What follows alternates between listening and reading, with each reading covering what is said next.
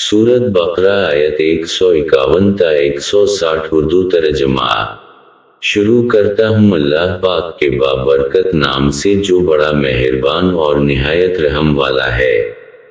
जिस तरह हमने तुम्हारे दरमियान तुम ही में से एक रसूल भेजा है जो तुम पर हमारी आयत की तिलावत करता है, तुम्हें पाको पाकीज़ा बनाता है और तुम्हें किताबो हिकमत की तालीम देता है और वो सब कुछ बताता है जो तुम नहीं जानते थे।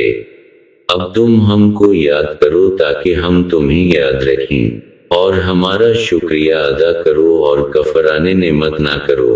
ईमान वालो, सबर और नमाज के जरिया मदद मांगो कि खुदा सबर करने वालों के साथ है।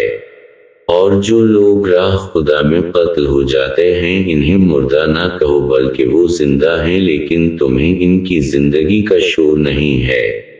और हम यकीनन तुम्हें थोड़े खौफ, थोड़ी भूख और अम्वाल, नफुस और समरात की कमी से आजमाएंगे।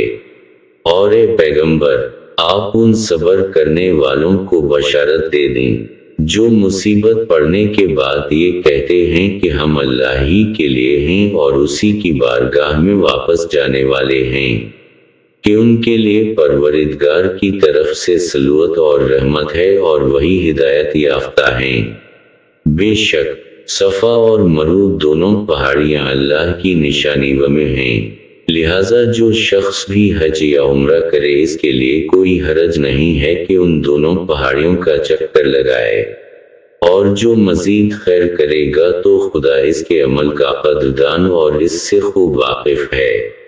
जो लोग हमारे नाज़िल किए हुए वाज़ेह बयानात और हिदायत को हमारे बयान कर देने के बाद भी छुपाते हैं, इन पर अल्लाह भी लानत करता है और तमाम लानत करने वाले भी लानत करते हैं, अलावा उन लोगों के जो तौबा कर लीं और अपने की इस्लाह कर लीं और जिसको छुपाया है उसको वाज़ेह कर दें तो हम उनकी तौबा कबूल कर लेते हैं कि हम बेहतरीन तौबा कबूल करने वाले और मेहरबान हैं।